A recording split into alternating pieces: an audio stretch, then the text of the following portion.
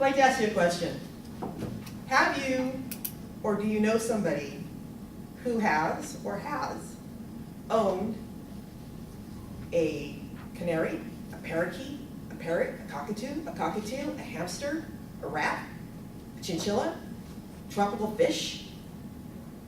If you have, or you know somebody who has, then you or they have owned an exotic pet.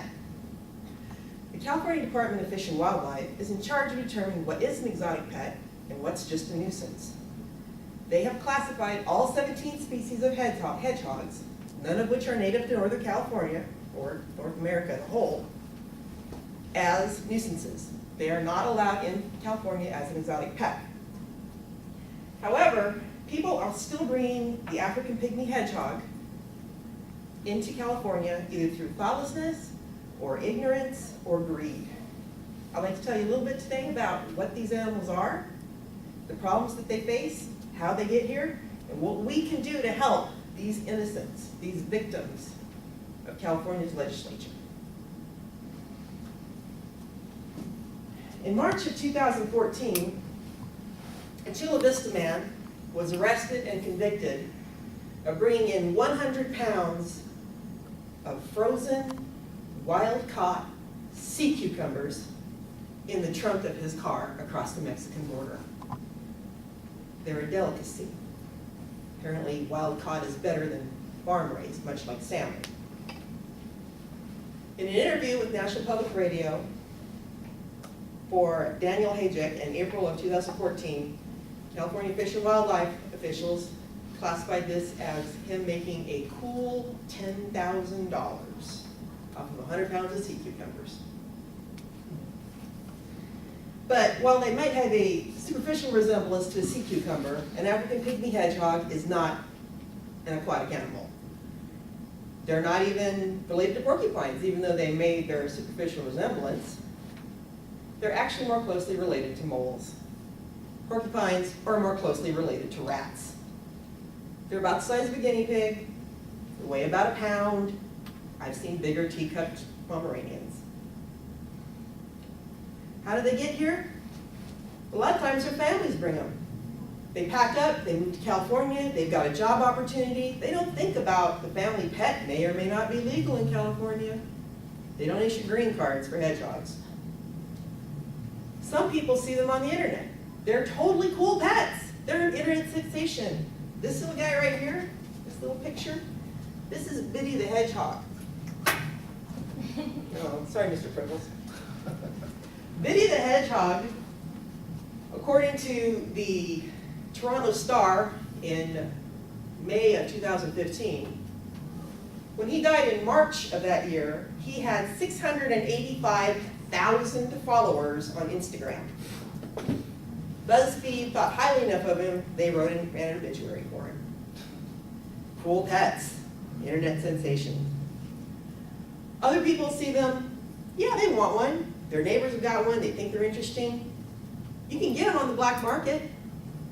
They sell for about $250. They're very easy to get. You drive across the border to Nevada, you pay $150 for a breeder. They'll fit in the palm of your hand as an infant, a little tiny one. You put two probably in the palm of my hand. I bring them across the border. I spent $300, spent a weekend in Vegas, come back over here, sell them for $250, $300 a piece easily. Advertise on the internet, no problem. So, some of the problems that they face, though, are kind of interesting.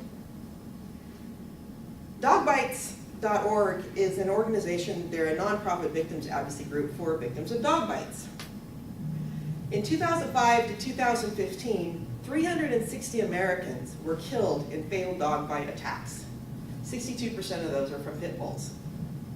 In that same time period, there's only one report, one confirmed report of a 90-year-old man in Spokane, Washington, who contracted salmonella after playing with the family hedgehog. He didn't wash his hands afterwards, and he died from the disease. That's as reported in the Spokesman Review, 2014. Now, hedgehogs here, and its owners face some challenges. First of all, It is illegal to own an African pygmy hedgehog in California. Flat out. California Department of Fish and Wildlife are charged with managing the importation of exotic animals as well as maintaining the habitats of indigenous species. One of their concerns, of course, is public health. You don't want to bring in an animal that could cause salmonella. Approximately 28% of hedgehogs may carry a salmonella virus. California Fish and Wildlife operates under Section 671 of Title 14, California Code of Regulations, and Section 2118 of the Fish and Game Regulations. This can be found on their website, just updated this year, 2016. Penalties are a misdemeanor, 6 months in jail, $1,000 criminal fine, up to $10,000 civil liabilities. Your pet will be seized and probably euthanized. There are no rescues in California because it's illegal to own an African pygmy hedgehog in California. Okay. Another thing that they face is problems with vet care. There are no vets in California that can treat a hedgehog.